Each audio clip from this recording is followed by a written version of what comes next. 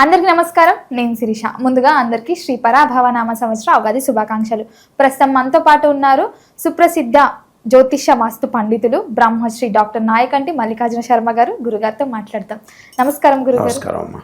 గురుగారు, ముందుగా మీకు కూడా ఉగాది శుభాకాంక్షలు.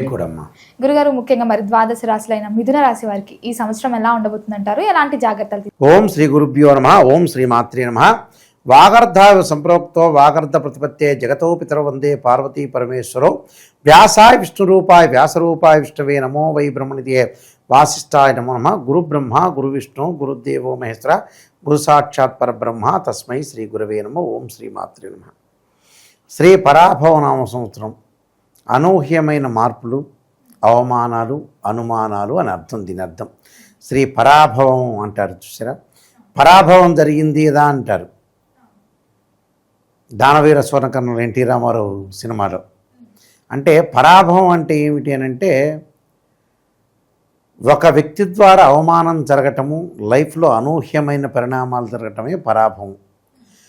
మన ఉగాది ఈ తెలుగు సంవత్సరంలో, కొత్త సంవత్సరంలో కొన్ని మార్పులు చోటు చేసుకునే అవకాశాలు ఎక్కువ ఉంటాయి. అంటే ఈ మిథున రాశి వాళ్ళకి ఏమిటంటే మృగశిర నక్షత్రం 3, 4 పాదాలు జన్మించిన వాళ్ళు, అలానే ఆరుద్ర నక్షత్రం 1, 2, 3, 4 పాదాలు జన్మించిన వాళ్ళు, పునర్వసు నక్షత్రం 1, 2, 3 పాదాలు జన్మించిన వ్యక్తులందరూ కూడా మిథున రాశి వ్యక్తులు అవుతారు. మరి మిథున రాశి వాళ్ళకి ఏ విధంగా ఉండబోతుంది అనేది చాలా ఇంపార్టెంట్. ఏదైనా కూడా రాశిఫలం వినేటప్పుడు రియలిస్టిక్గా వింటే చాలా ఇంపార్టెంట్. అంటే నెగిటివ్ అయినా పాజిటివ్ అయినా ఉన్నది ఉన్నట్టు చెప్పుకోవటం వల్లనే ప్రయోజనం కలుగుతుంది. ఉన్నది లేనట్టుగా చెప్పటం వల్ల, లేనిది ఉన్నట్టుగా చెప్పటం వల్ల నష్టపోయేది ప్రేక్షకులే. అంటే మనం మోసం చేసుకుంటున్నామని అర్థం. మనం అసత్య వ్యక్తులు అవుతామని అర్థం. అంటే అసత్యంలో జీవిస్తున్నామని అర్థం. చెప్పేవాళ్ళకి ఏమనిపించదు. ఇప్పుడు ఒకళ్ళు భోజనం పెడుతుంటారు, పెట్టేవాడికి ఏమనిపిస్తుంది? తినేవాడికే షుగర్ వస్తుంది ఎక్కువ. పెట్టేవాడికి ఏమి ఉండదు, తినేవాడికే కొన్ని ఇబ్బందులు కలుగుతుంటాయి. పాత రోజు చెప్తారు, మనలో లోపాన్ని మనం సవరణ చేసుకుని ముందుకు వెళ్ళాలి. స్త్రీయ లోపం పెరుగుట పెద్ద విద్య, లోపం పెరిగిన వాడే పూర్ణ అవుతాట, వాడే సూపర్ స్టార్. నిజాన్ని తెలుసుకోవాలి. నిజాన్ని తెలుసుకోవటం అనేది బ్రెయిన్ మెచ్యూరిటీ వాల్యూస్ పెరగటం, అంటే బ్రెయిన్లో వాల్యూస్ పెరగటం. అలాంటివి టోటల్గా ఫెయిల్ అవుతున్నారు మనుషులు. అయితే ఈ మిథున రాశి వాళ్ళకి ఏ విధంగా ఉండబోతుంది అంటే, మిథున రాశి వాళ్ళకి సహజంగా 8 ఆదాయం, 11 ఖర్చు, దాని తర్వాత 1 గౌరవం, అంటే 1 రాజ్యపూజ్యం, 7 అవమానం ఎక్కువ ఉంది. అవమానాలు ఎవరు చూడాలి? ఇప్పుడు అవమానం జరిగిన ఏం జరిగినా డబ్బు కావాలని చూస్తున్నారు జనాలు. గొడవలు, తగాదలు పట్టడం, డబ్బులు కావాలని ఈ మోడల్లో ఆలోచన చేస్తున్నారు. పని లేని వాళ్ళు చాలామంది ఉన్నారండి ఎక్కువ దేశంలో. అందువల్లే వీడియోల్లో వాటిలో కామెంట్లు పెడుతూ ఉంటారు పొద్దుకులు. యూట్యూబ్ ఛానల్ వాళ్ళకి పాపం ఏ డాక్టర్లు చెప్పినా ఎవరు చెప్పినా కూడా పని లేకుండా కామెంట్ పెట్టేవాళ్ళు ఎక్కువ మంది ఉంటారు మన దానిలో సహజంగా. అంటే అది వరకు రోజుల్లో తెలిసేది కాదు. యూట్యూబ్ ఛానల్, శాటిలైట్ ఛానల్ వచ్చినప్పుడు ఈ కామెంట్లు వాటిలో బాగా తెలిసిపోతుంది ఈ మధ్యకాలంలో. అంటే పని లేక జనాలు ఎక్కువ మంది ఉన్నారని. అయితే మిథున రాశి వాళ్ళకి ఏ విధంగా ఉండబోతుంది? ఇవన్నీ కూడా గోచార రీత్యా చెప్పబడే ఫలితాలే కానీ బర్త్ చార్ట్కి సంబంధించిన అనుసరించిన ఫలితాలు కావు. అది ప్రేక్షకులందరూ గుర్తుపెట్టుకోవాలి ముందుగానే. ఎందుకంటే పాపం ప్రేక్షకుల యొక్క నాడీ శాస్త్రం నాకు బాగా తెలుసు. ప్రేక్షకులు, జనాలు ఎలాంటి వాళ్ళు. ఒక కారు మన కారే గుద్ది వాడు ఎదుటి ప్రశ్నిస్తాడు. మనమే కారు గుర్తున్నా, మన స్ట్రైట్ వెళ్తుంటే వాడే గుద్ది ప్రశ్నిస్తాడు. దానికి లాజికల్ థింకింగ్ ఉంది. వీడు గొడవ పెట్టుకునే లోపల వాడు గొడవ పెట్టుకోవాలని. మామూలు జనాలు కాదు పాపం. జనాలందరూ భగవంతుడు చూడడేమనుకుంటారు వీళ్ళందరినీ. భగవంతుడు చూస్తూనే ఉంటాడు. అయితే గ్రహాల యొక్క విషయానికి మనం ముందుగా వస్తే, చాలామంది కూడా గ్రహాలు లేకుండా ఫలితాలు చెప్పేవాళ్ళు చాలామంది ఉన్నారు. గ్రహాలను అనుసరించని ఫలితాలు చెప్తూ ఉంటారు. అవన్నీ ఫేక్ ఫలితాలు. గ్రహాలు ఎక్కడున్నాయి ఏంటి ఆ పొజిషను, కొన్ని గోచార రీత్యా కూడా గురువు 1 సంవత్సర కాలం పాటు ఉంటాడు, శని 2.5 సంవత్సరాల పాటు ఉంటాడు ఒక రాశిలో, రాహు కేతులు 18 నెలల పాటు ఉంటారు, రవి శుక్ర బుధగ్రహం, ఈ బుధగ్రహాలు నెల రోజుల పాటు ఒక రాశి నుంచి మరో రాశికి మారుతుంటాడు, కుజుడు 45 రోజుల పాటు ఉంటాడు. అయితే అసలు ఎక్కడున్నాయి గ్రహాలు అనేది చూసుకునేటట్టయితే అయితే ఆరోగ్యపరంగా ఇబ్బందులు కలిగే అవకాశాలు ఉంటాయి. వాహన ప్రమాదాలు, దీర్ఘకాలిక వ్యాధులు ఉన్నవాళ్ళు కొంత జాగ్రత్తగా ఉండాలి.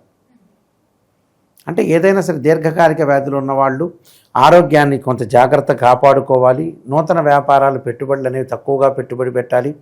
ఏదైనా ఉన్న వ్యాపారాన్ని చాలా జాగ్రత్త చూసుకోవాలి. జాయింట్ వ్యాపారాలకు కూడా కొన్ని గొడవలు జరిగే సందర్భాలు ఎక్కువ ఉంటాయి. గురువు ఎలా ఉన్నా, గురుగ్రహంని మనం ఫలితాన్ని మనం చూసుకునేటట్టయితే జూన్ 2 వరకు కూడా మనకి మిథున రాశిలో ఉండటం, జూన్ 2 నుంచి కర్కాటక రాశిలోకి ప్రవేశం చేస్తాడు. ఆ తర్వాత జూన్ 2 నుంచి అక్టోబర్ 31 వరకు కూడా కర్కాటకలో ఉండి, అక్టోబర్ 31 నుంచి మళ్ళీ సింహరాశిలోకి అతిచారంతో ముందుకు వెళ్తారు. అది ఎప్పటి వరకు ఉండో డిసెంబర్ 18 వరకు. డిసెంబర్ 18 తర్వాత మళ్ళీ వక్రగతిలోకి వెళ్ళిపోతాడు. అంటే కర్కాటక రాశి యొక్క ఫలితం వస్తుందని అర్థం. ఇది గురువు వల్ల ఎలాంటి మేలు జరుగుతాయి అంటే, మిథున రాశి వాళ్ళకి ద్వితీయంలో ఉన్నంత వరకు మేలే జరుగుతుంది. ఎప్పటి వరకు? జూన్ 2 వరకు చాలా అనుకూలంగా ఉంటుంది.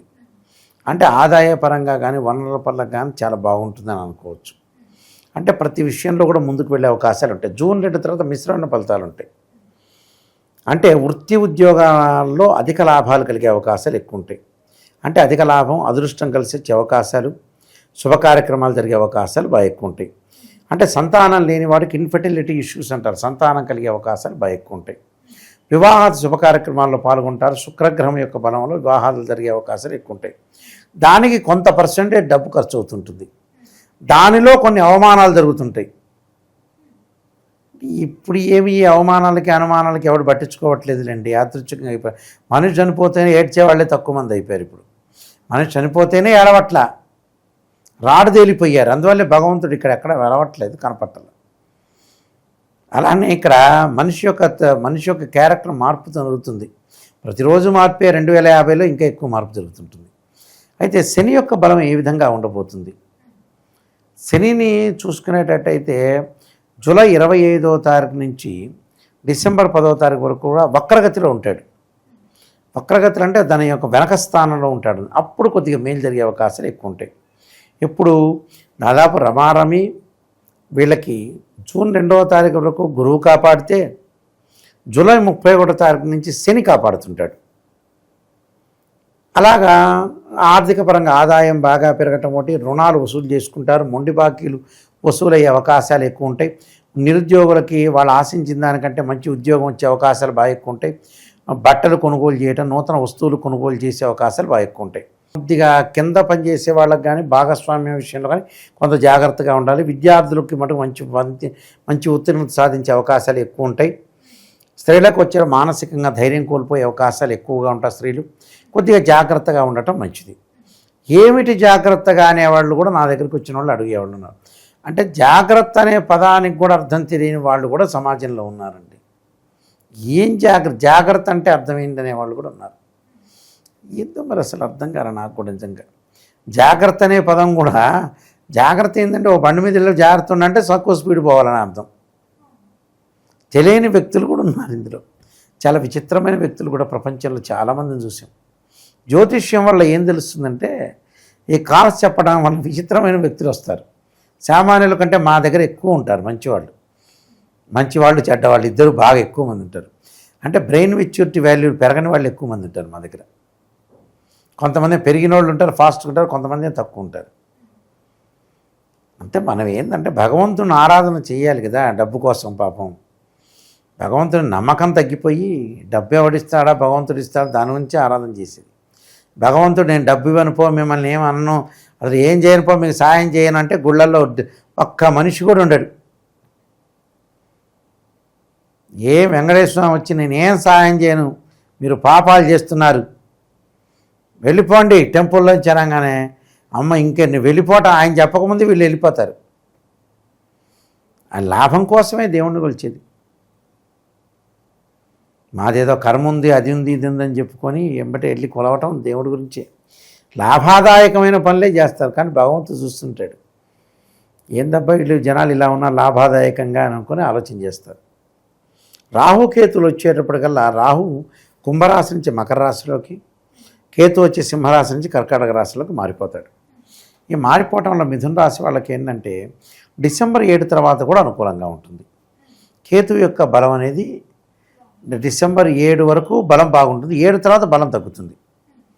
అంటే ఏదైనా కోర్టు సమస్యలు కానీ పరిష్కారం కానీ ఇవన్నీ కూడా డిసెంబర్ 7 లోపల పరిష్కారం చేసుకోవాలి. లేకపోతే ఇబ్బందికరమైన వాతావరణం వచ్చే అవకాశాలు ఎక్కువ ఉంటాయి. అలాంటి ఇబ్బందులు రాకుండా చూసుకోవాలి. అలానే రాహు యొక్క బలం వల్ల విదేశాలకు వెళ్ళే అవకాశాలు ఎక్కువ ఉంటాయి. అంటే విదేశాలకు వెళ్తుంటారు, అన్నీ అనుకూలంగా ఉండటం అంటే ఆరోగ్యపరంగా ఇబ్బందులు కలగకుండా చూసుకోవాలి. ఎందుకంటే డిసెంబర్ 7 తర్వాత అష్టమంలో రాహు ఏర్పడతాడు. ఆరోగ్యపరంగా ఇబ్బందులు కలగడం, వాహన ప్రమాదాలు, దీర్ఘకాలిక వ్యాధులు ఉన్నవాళ్ళు కూడా కొంత జాగ్రత్త ఉండాలి. అంటే లైఫ్ను ప్రణాళికాబద్ధంగా మలుచుకోవాలి. బంధుమిత్రులతో స్నేహితులతో కూడా అవమానాలు జరిగే అవకాశాలు ఎక్కువ ఉంటాయి. అవమానాలు జరగటం ఒకటి, ప్రాబ్లమ్స్ రావటం ఒకటి, బంధుమిత్రులతో కూడా కొంత జాగ్రత్తగా ఉండి ముందుకు వెళ్ళాలి. చాలా సఖ్యతతోటి అన్నదమ్ములు కూడా సఖ్యతతో ఉండి ముందుకు వెళ్ళాలి. అప్పుడే మంచి జరిగే అవకాశాలు ఉంటాయి. డిసెంబర్ 7 తర్వాత తల్లి యొక్క ఆరోగ్యం అనేది క్షీణించే అవకాశాలు ఎక్కువ ఉంటాయి. తల్లి యొక్క ఆరోగ్య విషయంలో కూడా కొంత శ్రద్ధ పెట్టాలి. కుటుంబ పరంగా కూడా కలతలు రాకుండా, భార్యాభర్తల మధ్యలో వైఫ్ అండ్ హస్బెండ్ రిలేషన్లో డిఫరెన్స్ ఆఫ్ ఒపీనియన్స్ లేకుండా చూసుకోవడం చాలా మంచిదమ్మా. కొన్ని పరిహారాలు చేసుకొని ముందుకెళ్ళాలి. ఇక్కడ మిథున రాశి వాళ్ళకి వచ్చేటప్పుడు ప్రత్యేకమైన విషయాలు చెప్పదలుచుకుంటే, అధికారుల వల్ల ఇబ్బందులు కలిగే అవకాశాలు ఒకటి ఉండటం, ప్రతి విషయంలోనూ కూడా కొంత ఆందోళన కలగకుండా చూసుకోవాలి. అంటే గురువు మిథున రాశి వాళ్ళకి ద్వితీయ సంచారం వల్ల కొన్ని లాభాలు కలిగే అవకాశాలు ఎక్కువ ఉంటాయి. అంటే ద్వితీయ సంచారం వల్ల లాభాలు కలగటం అనేది బాగా ఎక్కువగా ఉంటుంది. ఎందుకంటే జూన్ నుంచి అక్టోబర్ వరకు కూడా అన్ని విధాలుగా అనుకూలంగా ఉండటం ఒకటి, వృత్తి ఉద్యోగాల యందు అభివృద్ధి, ధనలాభం కలగడం, చాలా కాలం నుంచి రావాల్సిన బాకీలు వసూలు కావటం, అలానే తక్కిన కాలం విషయంలో కొద్ది జాగ్రత్తగా ఉండాలి. ఉద్యోగులకు పై అధికారుల యొక్క తోటి సఖ్యతగా ఉండటం, నమ్మిన వారి వల్ల ఇబ్బందులు కలిగే సూచనలు కూడా బాగా ఎక్కువ ఉంటాయి. అంటే సాఫ్ట్వేర్ రంగంలో ఉండే వ్యక్తులకి కొన్ని ఉద్యోగస్తులందరికీ కూడా ఐటీ సంబంధించిన ఎంప్లాయ్మెంట్ వాళ్ళందరూ కూడా సంవత్సరం అంతా కూడా అభివృద్ధికరంగా ఉండటం, ప్రమోషన్ లభించే అవకాశాలు, విదేశీయ ప్రయాణాలు అనుకూలంగా ఉంచటం, వ్యాపారులకు మంచి లాభాలతోటి వ్యాపారాలు సాగే అవకాశాలు ఉంటాయి. కిరాణా, ఫ్యాన్సీ, అలానే ఎలక్ట్రికల్ వ్యాపారాలకు కూడా విశేషమైన ఫలితాలు ఉంటాం. ఈ సంవత్సరం అంతా కూడా మధ్యలో కొన్ని ఇబ్బందులు వచ్చే అవకాశాలు ఉంటాయి. చిన్న చిన్న ఇబ్బందులు తప్పితే పెద్దగా ఇబ్బందులు ఏం లేవు. అలానే బంగారము, వెండి, జ్యువెలరీ, లోహాలు, రాగి మొదలగు వ్యాపారులకు విశేషమైన లాభాలు కలిగే అవకాశాలు ఎక్కువ ఉంటాయి. సిమెంటు, కలప, ఇసుకరాయి, ఇనుము మొదలగు వ్యాపారస్తులు నూతన వ్యాపారాలకు ప్రారంభం చేసే అవకాశాలు ఎక్కువ ఉంటాయి. పాలు, పెరుగు, పండ్లు, పువ్వులు, కూరగాయలు వ్యాపారులకి అక్టోబర్ నుంచి డిసెంబర్ వరకు కూడా మందకొడిగా ఉండే అవకాశాలు ఎక్కువ ఉంటాయి. అలానే బుక్స్ వ్యాపారం చేసే వాళ్ళకు కూడా అనుకూలంగా ఉంటుంది. కార్పొరేట్ సంస్థలకి, ఆసుపత్రుల వాళ్ళకు కూడా చాలా అనుకూలంగా ఉంటాయి. అక్టోబర్ నుంచి డిసెంబర్ వరకు కూడా చిన్న చిన్న ఇబ్బందులు కలిగే అవకాశాలు ఉంటాయి, కానీ టోటల్గా వాళ్ళకు అనుకూలమైన ఫలితాలు జరిగే అవకాశాలే ఖచ్చితంగా ఉంటాయి. గురుగారు, మరి మిథున రాశి వారు ఈ సంవత్సరంలో ఎలాంటి పరిహారాలు చేస్తారు? దత్తాత్రేయ స్వామి యొక్క కవచాన్ని దత్తపారాయణం చేసుకోవాలి. ఓం నమః శివాయ పంచాక్షరి. వివాహం కాని స్త్రీ పురుషులు కన్యా పాశుపతాస్త్రుద్రాభిషేకం, వరపాశుపతాస్త్రుద్రాభిషేకం, అఘోర గౌరీ పాశుపతాస్త్రుద్రాభిషేకం లాంటి చేసుకుంటే మనకు మంచి జరిగే అవకాశాలు ఖచ్చితంగా ఉంటాయి. గురుగారు, మొత్తం మీద ఈ సంవత్సరంలో మిథున రాశి వారికి ఎలా ఉండబోతుంది, ఎలాంటి జాగ్రత్తలు తీసుకోవాలో తెలియజేసినందుకు ధన్యవాదాలు. నమస్కారం.